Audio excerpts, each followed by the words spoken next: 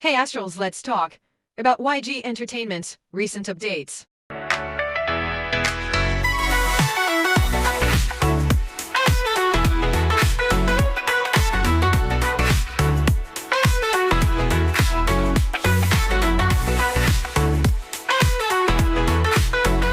Astrals, welcome to a new series where I talk about the things in K-pop that quietly get on my nerves. Inspired by the line "I ain't a killer but don't push me from denial is a river." Just honest thoughts, no shade. Unless it's deserved. Let's get into it. I ain't a killer, but don't push me. Don't wanna have to turn a nigga guts into soup bean.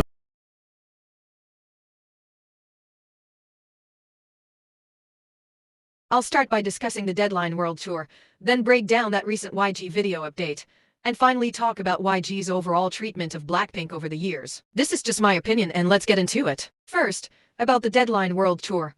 When it was announced, actually, even before the name Deadline was revealed, the vibe already felt off. YG dropped the tour dates but no details, and the entire rollout felt rushed. Personally, I see this as another sign that YG is struggling without Blackpink. They've constantly relied on Blackpink's name to boost stock prices or create media buzz, and it's obvious when you look at the timing of those announcements. This is a pattern that keeps repeating. It's clear that YG struggles without Blackpink. YG is just dependent on Blackpink's name to stay relevant. Look at the stock market. Every single time YG stocks saw a noticeable rise, it was right after Blackpink did something major. I'm not exaggerating, I actually made a video where I showed YG's stock movements and matched them with major announcements. For example, when Apt was mentioned, I looked at the spike, it lined up perfectly. What made things worse was how unprepared Blackpink seemed for this tour. In Jisoo's behind-the-scenes video, Ross casually mentioned they hadn't danced in a while, which, with a tour coming up, was shocking. It clearly shows a lack of proper planning from YG. Slamming them with another tour, seemingly without adequate preparation, feels both irresponsible and inconsiderate. Now let's talk about the tour name Deadline. What is that supposed to mean? Is YG hinting at disbandment? With the minimal effort put into promotions and visuals,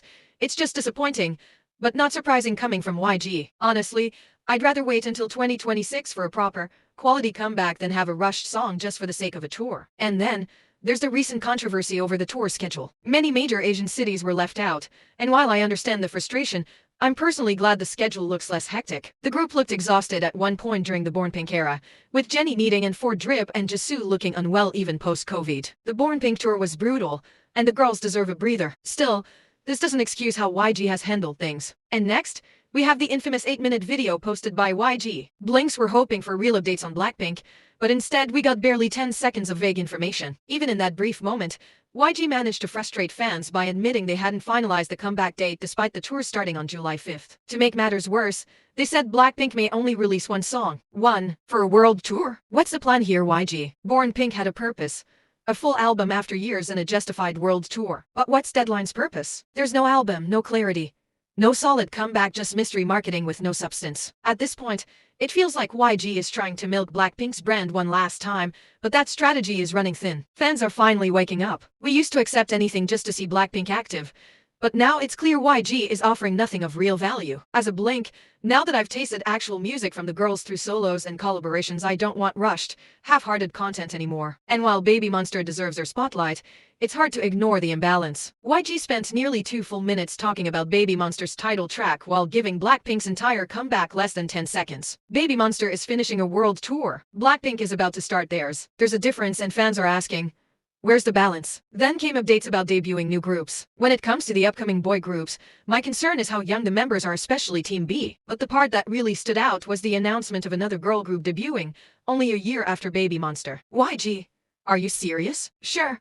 I'll give credit where it's due. At least this time he addressed the fact a little more clearly. He said the new girl group will have 4 members, and that he avoided having 5 or 6 members because that might overlap with Baby Monster's identity. And yes, I agree with that. But then, what about Blackpink? Doesn't having a 4-member girl group directly overlap with Blackpink's identity? That's what has so many Blinks worried. Because the last time something like this happened, trainee disbanded right before Blackpink debuted. So the fear is real. Now, there was one part of the video that gives me a bit of hope. Wig did say something along the lines of, Blackpink could have debuted when trainee was active, and Baby Monster could have debuted while Blackpink was still active. That kind of implies that maybe this time, YG plans to have multiple girl groups coexist. So, fingers crossed that Blackpink isn't going anywhere. He also said YG made internal changes to help artists release albums faster. But here's the thing, if you've really made big changes, Then where's the proof? Where's Blackpink's album? Why haven't we gotten even one proper announcement? If things are really more efficient now, then wouldn't you already know that rushing an album in 2025 would be a terrible idea? So tell us. YG, what's the plan? Because from where I'm standing, it feels like you're just milking blinks for our loyalty and money. But we're done being silent. Fan accounts are shutting down, and that's a big deal. Now, I'm not saying I'm leaving the fandom because let's be real, I'll always be a blink. So will countless others. But YG can't just throw out whatever scraps they want and expect us to accept it blindly. And this situation doesn't just hurt blinks. It could create a toxic environment where angry fans take their frustration out on the new girl group. And that's not fair to the trainees at all. For the sake of their mental health and for Blackpink's legacy, WIG needs to get it together and come up with a real plan that actually makes sense. And that brings me to the newly revealed member of this upcoming girl group, Eveli. Her rap skills are honestly impressive, and I do think she has the potential to become something big. Still, I've seen people say she might need a bit more refinement. I'm no expert myself, but I'm going off general feedback I've read and heard. But the biggest red flag? She's 15 years old. What is a 15-year-old doing preparing to debut in an industry with these rap lyrics that often touch on mature themes? Let's not forget Kikwita, introduced at 13, debuted at 14. People voiced their concerns, and now it seems YG thinks the solution is just to debut the next girl at 15 instead. That's not what anyone wanted. Whether it's a global group or a K-pop group, whether it's male or female, it really doesn't matter. All we've asked for is that idols debut when they're at least 18, legally adults, a little bit better equipped to handle the spotlight and industry pressure. It worked for Blackpink. All 4 members were adults when they debuted. It has nothing to do with gender or concept, it's just about maturity. And then there's the name. Next Monster. What in the Baby Monster 2.0 is that? Sure, they'll probably get a proper name later, but this just screams recycled branding. YG seems desperate to recreate another Blackpink moment. But what worked for Blackpink was the fact that these ideas were still fresh. Baby Monster's concept was just not fresh to netizens anymore.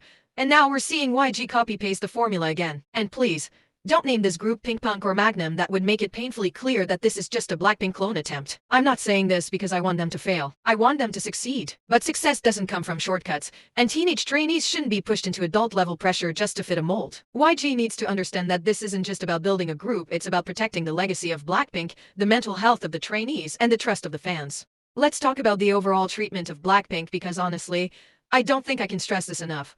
YG has been consistently mismanaging them. Jennie literally mentioned in an interview that she doesn't even remember her debut days because she was just stuck in the dorm. That says a lot. And to the people who direct hate toward Blackpink, just look at their recent solo projects. That alone should tell you they weren't exactly fans of YG's strategy either. If anything, their solo albums and independent work prove they were ready to grow beyond what YG allowed. And here's what really gets me. We've seen that YG can promote their artists well. Baby Monster is getting solid promotions, better rollout, better planning, so the question is, why wasn't the same energy ever given to Blackpink and other artists? I'm happy for Baby Monster, truly. But it makes me wonder if Blackpink could dominate the entire K-pop scene with barely any comebacks. Imagine the level of global impact they could have had with proper promotion and consistent music releases. It's frustrating to think about the missed potential. I get it, YG's strategy was always about creating a mysterious image and starving fans for content. But let's be real. That strategy doesn't work anymore. The industry is way too fast-paced now. People won't wait around forever, especially not with so many other artists releasing music regularly. And it also won't work even if you give out the same type of music but more regular, as people want something different. The only reason Blackpink is still standing at the top is because of intense fandom loyalty and the fact that their fresh solo work kept the group relevant. But that kind of momentum shouldn't be entirely on the members, it should have been backed by their company. And let me be clear, I haven't forgotten the other issues either. YG still hasn't addressed the YG leaker situation or the hacking of Blackpink's Spotify account. Like seriously, YG, you can't just sweep these things under the rug and expect us to forget. And yes, I still think an apology is due from the girls themselves for using that slur. I'm not placing the blame fully on YG, but it really doesn't matter who takes a step to apologize. Whether YG initiates the apology or the Blackpink girls take the step, acknowledging that situation is the least that can be done out of respect. In conclusion, YG needs to get it together or risk continued backlash until even Blink start wanting them to disband. Personally, I don't mind if the girls disband because Blackpink are so free without YG right now.